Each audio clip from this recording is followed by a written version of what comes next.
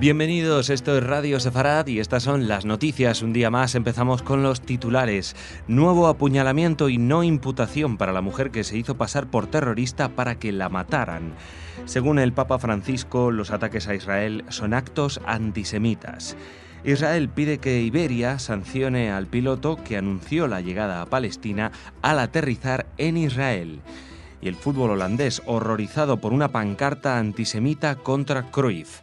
Son las noticias que vamos a tratar hoy. Ya saben que en el comentario nos acompaña Jorge. Hola, Jorge. ¿Qué tal, Jordi? Y luego Raquel con la agenda cultural, como siempre. Pero empezamos en Israel. Nuevo apuñalamiento de un soldado israelí el miércoles en Hebrón se salda con la muerte del terrorista.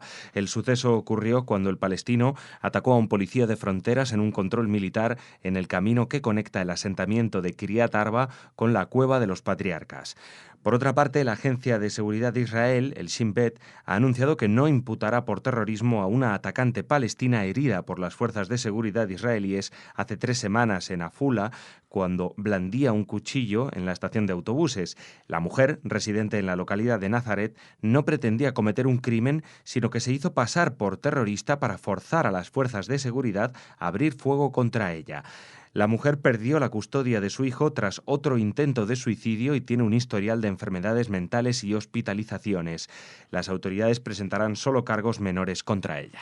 Bueno, esto ya es lo que nos faltaba, no solamente terroristas, sino locos haciéndose pasar por terroristas para suicidarse, porque no tienen suficiente valor para acabar con su vida de otra manera.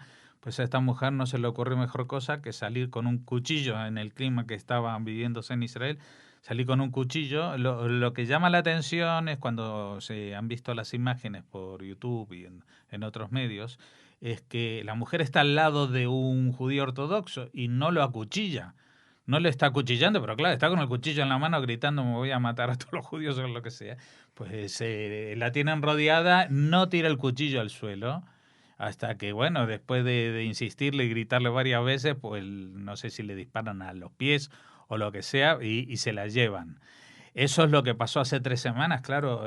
Luego se supo que esta mujer, la actuación ya desde el principio era muy sospechosa, que no era, digamos, la euforia y la ira habitual de un atacante que profiere, encima está gritando que Allahu Akbar o lo que sea, sino que está ahí diciendo voy a matar a todos, pero de una manera distinta. Así que bueno, este es una de estas otras anécdotas trágicas de esta ola de atentados, como hablamos de esto, de gente que sospecha de alguien y resulta que no es un terrorista, sino eso pasó en un autobús, y luego el tren que detuvieron porque unas soldadas sospechaban que había un sospechoso a bordo del tren, y al final pues tampoco era una falsa alarma, pero bueno. Lo que sí es que ha habido un nuevo apuñalamiento y no puedo confirmarlo, pero creo que hasta ahora ha habido uno más y no tenemos más noticias de momento.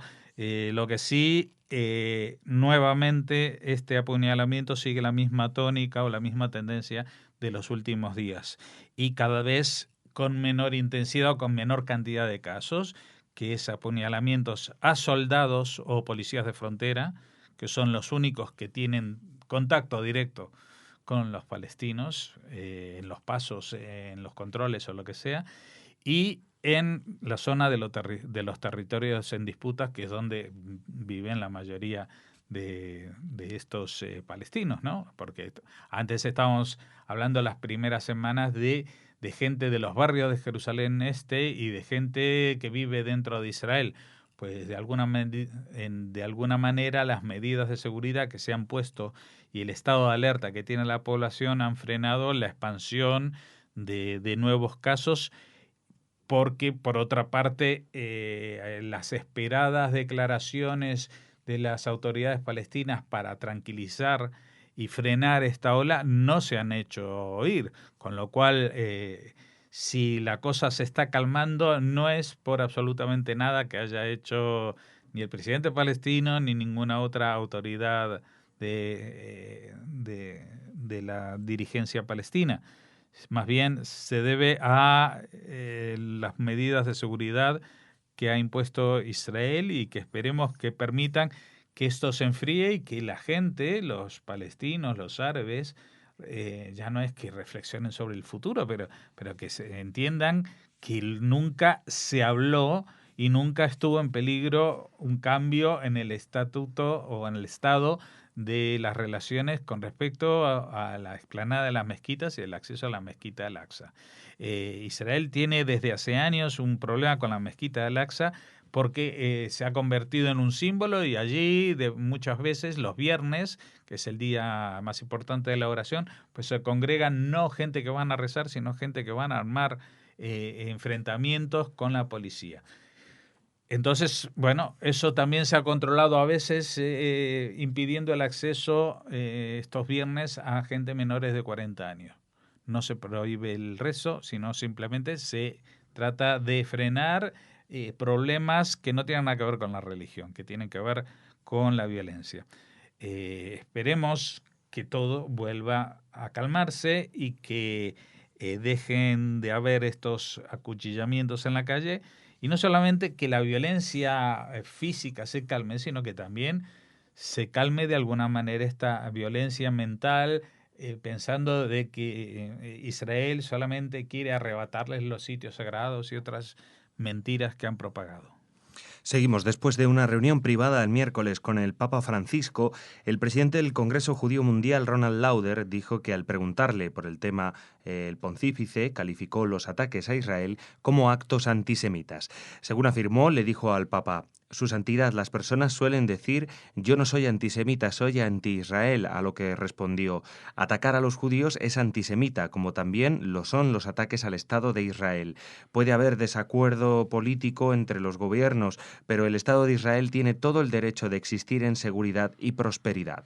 Nos alegramos mucho de esta declaración del Papa Francisco, que la ha hecho como quien dice en petit comité, y le creemos al señor Roland Lauder, presidente del Congreso Judío Mundial, que así es. Los portavoces del Vaticano han dicho, no han hecho una declaración oficial, han dicho que está en la línea del pensamiento del Vaticano, lo que ha dicho el Papa.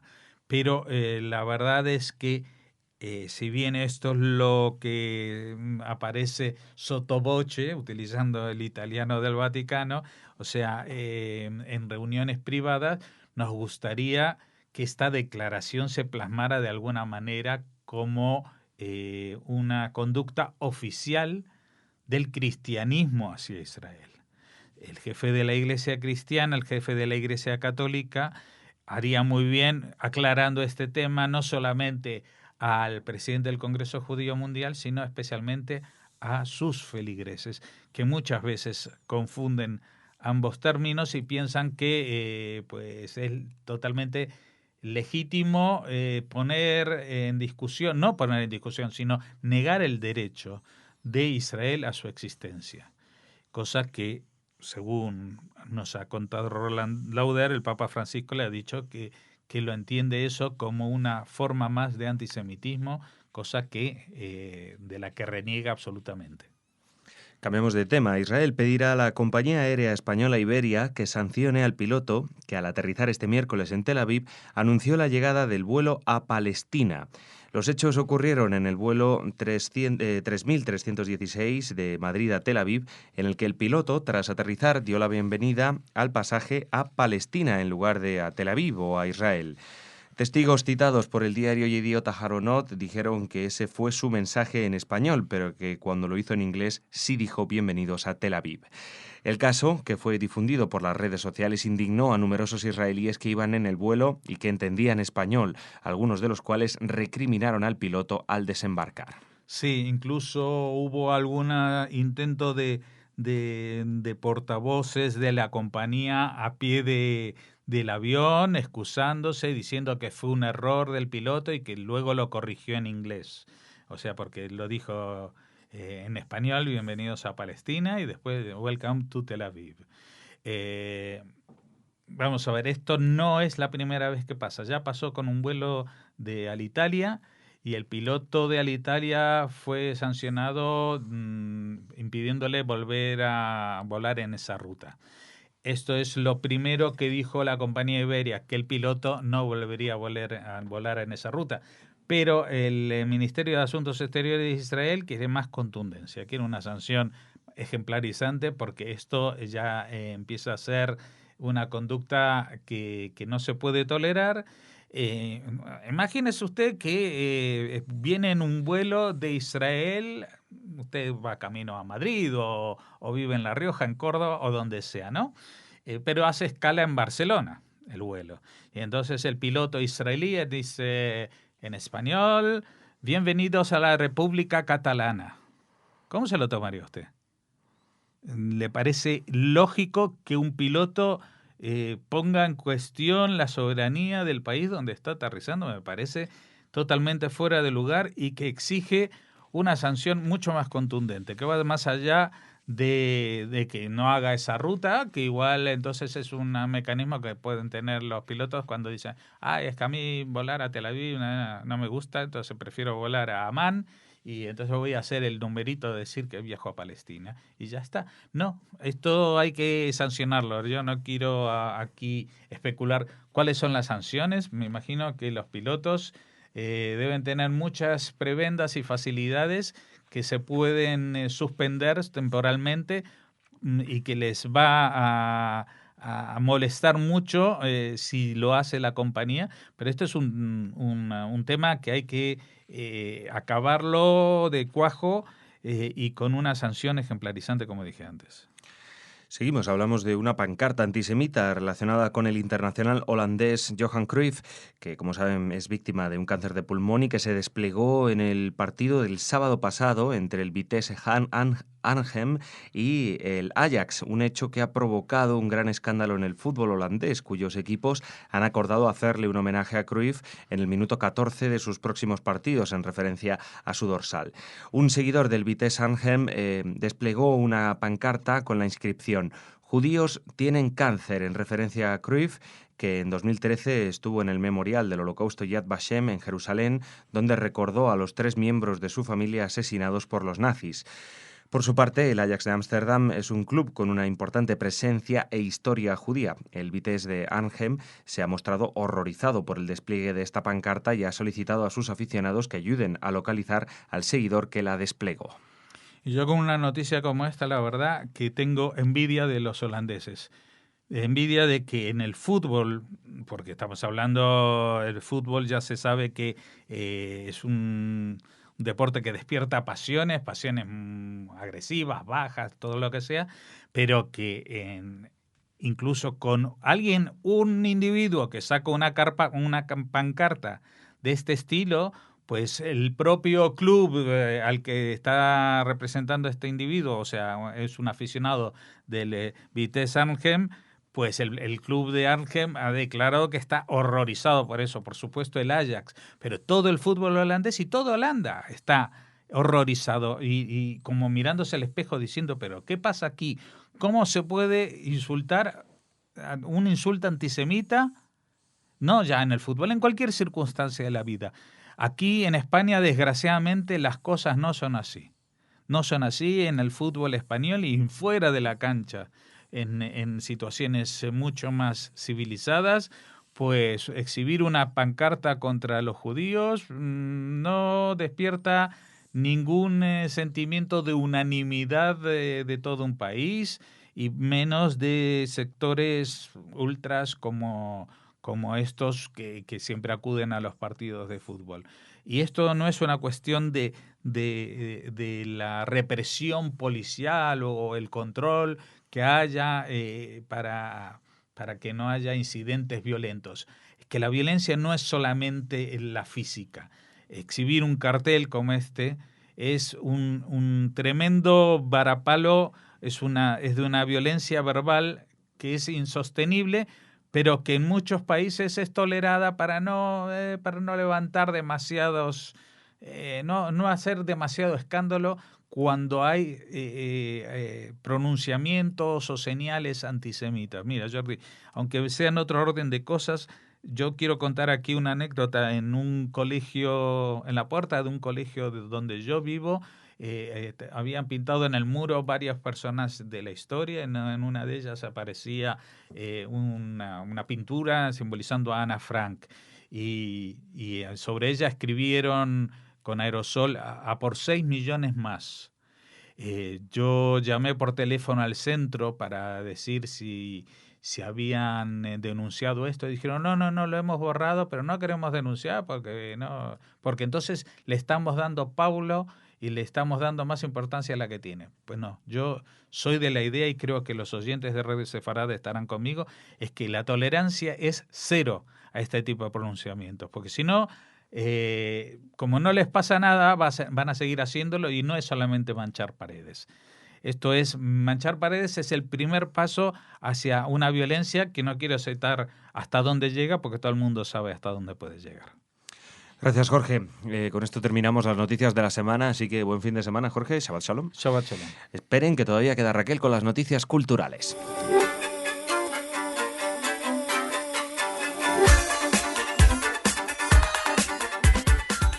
Raquel, mañana es viernes ya. Mañana es viernes, Jordi. Hoy, según el momento en el que nos escuchen. Escuchando, exacto. O sea que estamos casi de celebración ya. Se acerca el Shabbat. Pero antes tenemos que hablarles de las noticias culturales que hemos seleccionado para hoy. Y vamos a empezar con un tema bien polémico. Llevamos años hablando de este tema. Llevamos años. No todos los días. Pero... No todos los días, pero... Vuelve. Sí.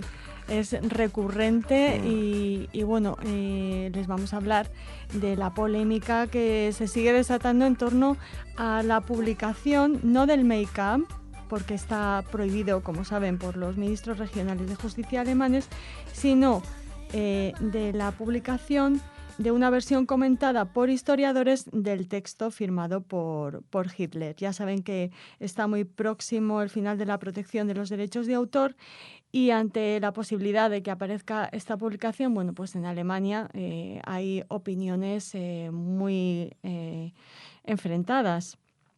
Por ejemplo, hay sociólogos que dicen que es muy importante estudiar de forma exhaustiva a Hitler y su concepción del mundo, que somos adultos, los alemanes, y llevamos 70 años en democracia. Creo que podemos soportar leer un libro como este. Esta es una de las opiniones de una de las politólogas más destacadas en el país. Muy pocos, continúa, simpatizantes de extrema derecha conocen realmente el libro, y no por eso dejan de ser ultraderechistas. Por su parte, desde la comunidad judía de Múnich, Charlotte Knobloch afirma que el libro es peligroso, es una caja de Pandora. A su entender, una versión crítica supone un peligro propagandístico porque contiene el texto original. Hemos visto recientemente, continúa, hasta qué punto el potencial de odio antijudío, de racismo y de xenofobia es importante en nuestra sociedad. Sigue la discusión, sigue la polémica ante este libro, esta versión comentada por historiadores que, por ejemplo, bueno, pues contestarán a preguntas como cómo nacieron sus tesis, qué objetivos tenía y, sobre todo, qué podemos oponer con nuestro conocimiento hoy a las innumerables afirmaciones, mentiras y declaraciones de intenciones de Hitler. Así que seguro que seguimos hablando no del make-up, que sí, sino más bien de esta versión comentada que puede aparecer muy pronto en las librerías alemanas, Jordi. Están trabajando en ella desde 2009. Sí, hay una cosa que no entiendo. Si está prohibido publicar Mein Kampf, ¿por qué caducan los derechos de propiedad? Me parece una contradicción, no lo entiendo. Y cómo las autoridades alemanas no son capaces de ponerse por encima de eso de caduco, o sea, de ese hecho de que caduquen los derechos. ¿Sabes? No sé, es una cuestión que me ha entrado ahora mientras me comentabas el tema. No lo entiendo. O sea, para un tribunal es fácil, creo yo, en un caso como este, ¿no? Decir, no, oiga, vale, los derechos de imagen o los derechos de autor pueden valer tantos años por ley. Vale, vamos a hacer una excepción con esto, no es un libro normal. No es En fin, bueno, ¿qué quieres que te diga? Lo veo un poco raro todo. También Alemania son mayores. Bueno, no sé si todos. Quiero decir, no lo digo por Alemania solo, por cualquier parte de Europa y del planeta hay nazis, pero no lo sé, es una afirmación totalmente absurda. Llevan 70 años en democracia, ¿y qué? No sé qué quiere decir eso, es que no lo entiendo, pero bueno. Sí, la hay gente que sabe mucho más serpiente, que yo los del huevos de la mundo. serpiente siempre están ahí, ¿no? Sí, es que no termino de entenderlo, y más aún cuando hoy en día vemos... también es verdad el otro argumento, o sea, con Mein Kampf bajo llave sigue habiendo movimientos nazis, o sea, tampoco... No, Pero bueno, no y sé. si no se conoce el texto, no se puede criticar Hay muchas como dudas. La verdad es que es se tema interesante, merece. Raquel, ¿eh? Sí, Yo creo que no se deberías pueden contestar a esas organizar... preguntas que se plantean estos historiadores que trabajan en el texto. Pero bueno, Estaría bien organizar un debate al respecto aquí en Radio Sefarad, mira, ¿eh? a raíz de, o con motivo de esta polémica, Esther Bendan publicó, la directora de Ujú. Cultura del Centro Sefarad, publicó un artículo muy interesante que animó a nuestros oyentes a recuperar. Yo voy a intentar buscarlo ahora y ponérselo en un link. Seguro que lo encuentras. Si me da tiempo, espero que sí. Avanzamos, Jordi. Sí, dejemos ya ese Sí, tema. para hablarles de las 8ª jornadas sefardíes en La Rioja. Ya saben que se celebran estas jornadas en San Millán de la Cogolla. En este caso se van a desarrollar del 9 al 11 de octubre de este año bajo el título España y los sefardíes y España, patrias e identidades. Un tema de absoluta actualidad, no solo por todo lo que está sucediendo en nuestro país con el tema de Cataluña, sino también porque este es el año en el que se ha promulgado la Ley de Nacionalidad española para los sefardíes.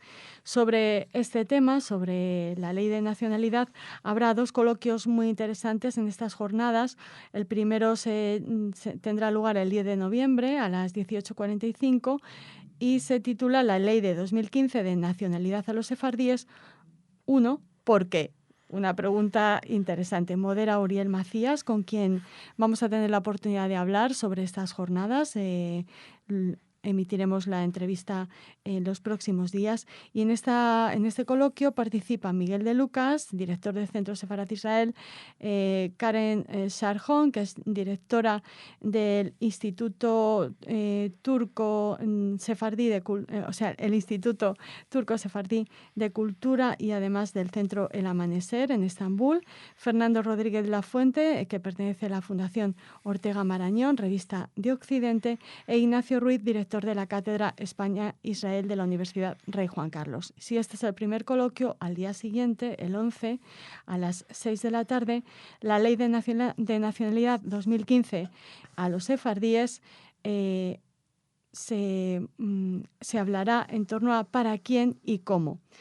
Modera Casimiro Somalo y participan Francisco Javier Gómez Gallego, que es director general de los registros y del notariado, Julio Martínez, director académico del Instituto Cervantes de Madrid, un representante de la abogacía que todavía está por confirmar, y la propia Karen Sharjon, que ya participó en el anterior coloquio. Hablando de nombres propios, en este seminario, en estas jornadas, pues encontramos algunos de los más destacados de los que tienen que ver con la cultura sefardí. Por ejemplo, el de Elena Romero, el de Paloma Díaz Mas, el de Pilar Romeu, José Antonio Lisbona también estará hablando en torno a la concesión de la nacionalidad española a los sefardíes de Pulido, a la ley de 2015.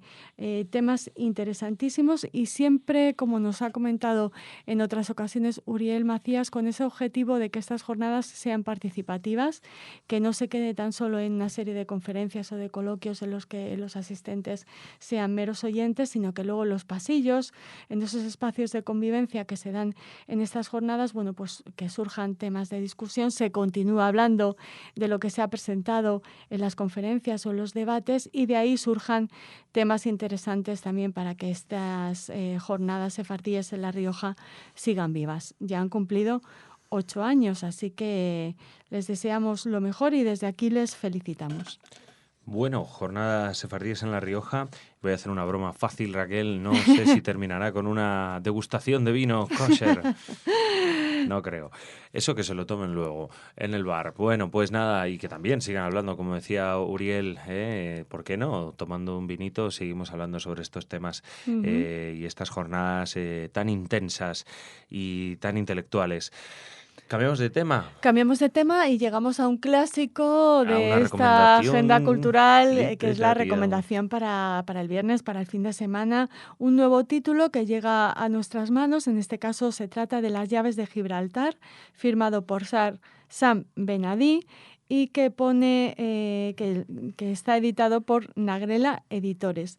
Esta editorial es una editorial interesante porque es particularmente sensible a las expresiones de cultura judía. Su propio nombre procede de nuestra cultura, dado que se inspira en Samuel Ibn Nagrela, ya saben, el político, filólogo y poeta judío que nació en Córdoba en el 993 y murió en 1056. Llegó a ser nombrado visir por los musulmanes. Incluso el logotipo de la firma se construye a partir de la quinta letra del alfabeto hebreo, la letra Hei, relacionada con la vida y la creatividad. En esta ocasión, esta editorial colabora con Centro Sefarad para dar a conocer la novela Las llaves de Gibraltar, cuya trama se desarrolla en la España del siglo XV. Su autor, Sam Benadí, estará el próximo día 2 a las 7 de la tarde en el Palacio de Cañete presentando la novela en un acto en el que intervendrán también el editor Rubén Lerner y la escritora y directora del área cultural del Centro Sefarad Israel, Esther Ben-Dahán, de la que hablábamos en la primera noticia. Es muy interesante el libro, Jordi, porque nos descubre una parte de la historia española y de la historia de los judíos en España que no sé si mucha gente conoce.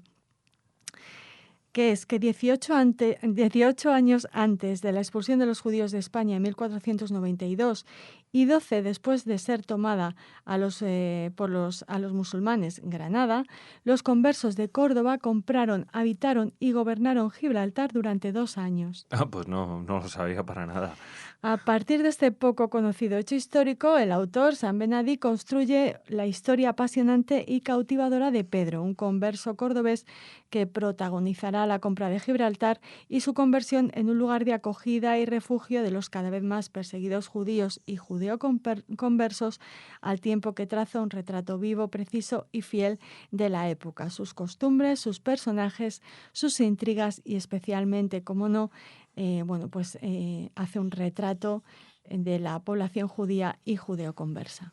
Bueno, pues nada, esa es la recomendación literaria, Las llaves de Gibraltar, con una curiosa historia de fondo. Me imagino que luego también hay mucha acción, amor, estas novelas históricas que, bueno, no te iba a decir que están de moda, a las que pero no les falta de nada. Claro, y que llevan mucho tiempo de moda, ¿no? Es un género en sí Pero mira, mismo. esta nos descubre un hecho que, Sí. que es prácticamente desconocido para muchos. Yo tampoco lo sabía, Jordi. Y una interesante editorial también.